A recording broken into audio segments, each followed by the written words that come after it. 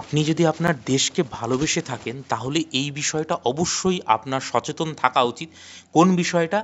এইখানে দেখুন, গতকাল পাকিস্তানের যে ডিফেন্স মিনিস্টার খোয়াজা আসিফ, তিনি কিন্তু নিজে স্বীকার করছেন যে আমেরিকা তাদের টয়লেট পেপারের মতন ইউজ করেছে।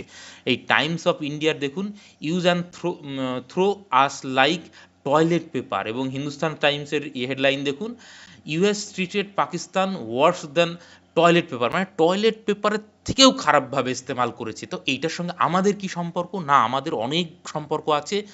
আজকে বাংলাদেশে ইলেকশন, বাংলাদেশকে আবার সেমভাবে কিন্তু ইউজ করতে চলেছে, এবং এইদিকে পশ্চিমবঙ্গ, আসাম থেকে শুরু করে ত্রিপুরা, প্রত্যেকটা জায়গায় অশান্ত হতে চলেছে, এবং বাংলাদেশের যেটুকু যা সমৃদ্ধি হয়েছিল সব কিছু ডিস্ট্রয় করে এইটাকে একটা টেররিস্ট রাষ্ট্রে পরিণত করার যে পশ্চিমী চক্রান্ত, সেইটা কিন্তু হচ্ছে। এবং খোয়াজা আসিফ নিজে স্বীকার করছে যে 10 থেকে 12 কোটি মুসলিমকে হত্যা করেছে। এই কথা বলার জন্য আমার এই চ্যানেলটা টেক ডাউন করে দেওয়া হয়েছিল, এবং খোয়াজা আসিফ পার্লামেন্টে দাঁড়িয়ে সরাসরি এই কথা অ্যাডমিট করছে, যেটা আপনাদের আগে আমি বলেছিলাম।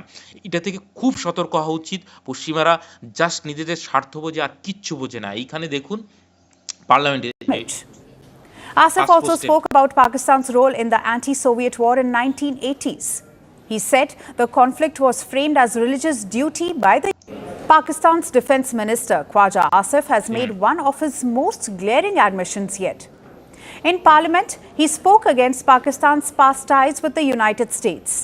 He said Islamabad repeatedly signed with Washington and as a result ended up paying a heavy price. Khwaja Asif told lawmakers that Pakistan was used by the United States for its own strategic goals and then left behind once those goals যেটা were বললাম achieved. যে এরা নিজেদের उसने স্বার্থ सब ছাড়া कुछ কিচ্ছু बयान বোঝে না। किया हुआ है, वो इस पे चलाए इसके ऊपर कि किस तरह पाकिस्तान को उन्होंने इस्तेमाल किया। लैंडमार्क तकरीर है उसकी, और वो किस तरह एक टिश्यू पेपर की तरह, टिश्यू पेपर तो फिर भी टॉयलेट पेपर टिश्यू की तरह पेपरও हमें ভালো, छोड़ गई यहाँ पे। টয়লেট পেপার থেকে फिर भी हमने उससे ना सीखा।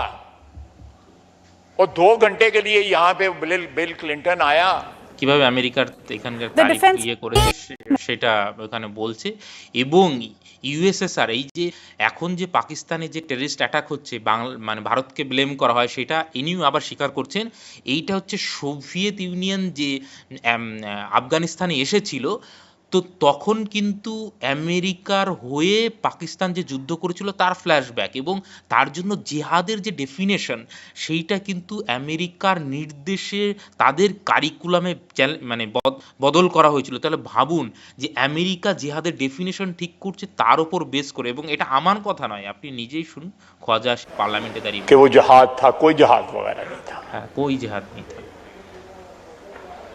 वो एक सुपर पावर की जंग थी, उसके लिए हमने अपना करिकुलम चेंज कर दिया। आज तक वो करिकुलम दोबारा नहीं हम बहाल कर सके जो आपने একদমই मैंने। তাই। যে এই যে সুপার পাওয়ারের লড়াই, সেতে আমরা মাঝখানে স্যান্ডব্রিজ হয়ে আমাদের সিলেবাস চেঞ্জ করে দিয়েছি, আজ অবধি আমরা কিন্তু ব্যাক করতে পারিনি। বাংলাদেশের অবস্থাও কিন্তু তাই হতে চলেছে। একে টয়লেট পেপারের মতন ইউজ করা হবে, তারপরে ছুঁড়ে ফেলে দেওয়া হবে।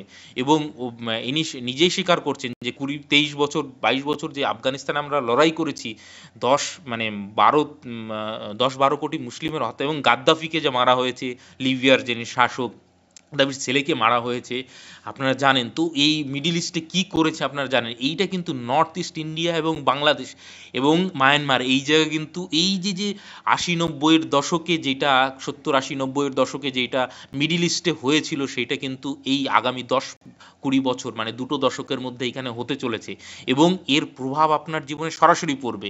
এবং এই বাংলাদেশ এবং ইন্ডিয়ার যে সমস্ত এবং মায়ানমারের যে সমস্ত এলাকা আছে, সেই জায়গায় অনেক নিরীহ মানুষ কিন্তু প্রাণ হারাবে, এবং এর যে কনসিকুয়েন্স এইখানে, এইটা আরও কত দিন যে পিছিয়ে দেবে আমি জাস্ট জানি না। এই জন্যই দেখুন যে এই যে বাংলাদেশের যে ইলেকশন, যে why new Delhi is watching Bangladesh first post Hasina, মানে হাসিনার পরবর্তী ইলেকশন ক্লোজলি কেন মনিটর করছে বা কেন দেখছে, এটা কিন্তু এর জন্যও খুব গুরুত্বপূর্ণ। যে আপনারা বারবার দেখেছেন বাংলাদেশ থেকে যারা বাংলাদেশের নেতা, তারা নর্থ ইস্টকে আলাদা করার যে হুঙ্কার দিচ্ছে, আদতে কিন্তু আমেরিকা তাদের নিজের স্বার্থ ছাড়া কিচ্ছু বোঝে না, পশ্চিমী দিনে কিচ্ছু বোঝে না। অথচ বাংলাদেশের মূর্খ জনগণ কেন এটা বুঝতে পারছে না? তোমরা নিজেরা রাজনীতি করো ঠিক আছে, কিন্তু এই যে মানে পশ্চিমী দুনিয়ার অঙ্গুলিহীননে চলছো, তোমাদের জীবন তো শেষ হবেই, তোমাদের অর্থনীতি পুরো ডিস্ট্রয় করে দেওয়া হয়েছে এবং ট্রেড ডিল হয়েছে একটা টেক্সটাইল ইয়ে দিয়ে, মানে সুবিধা দিয়ে কত সুবিধা নিয়ে নিয়ে সমস্ত কিছু অ্যাক্সেস নিয়ে নিয়েছে বাংলাদেশের, এবং বাংলাদেশকে পুরোপুরি আমেরিকা নির্ভর করে দেবে আগামী 10 বছরের মধ্যে। তো এবং এটা দেখে রাখেন, এবং এর কনসিকোয়েন্স কিন্তু এই বাংলাদেশ এবং তার সারাউন্ডিং যে সমস্ত ইন্ডিয়ান স্টেট রয়েছে প্রত্যেকে কিন্তু ভুগবে। এবং 90-এর দশকে আপনারা জানেন যে কাশ্মীরে যে অবস্থা হয়েছিল সেইটা কিন্তু নর্থ ইস্ট এবং এই এলাকায় কিন্তু হতে চলেছে। সেই জন্য বলছি, যদি দেশপ্রেমিক হয়ে থাকেন খুব সাবধান, এই পশ্চিমী দুনিয়ার যে হেজিমনি সেই জায়গা থেকে দূরে থাকুন, নিজেকে দূরে রাখুন এবং এই বিষয়ে অবশ্যই সচেতন হন।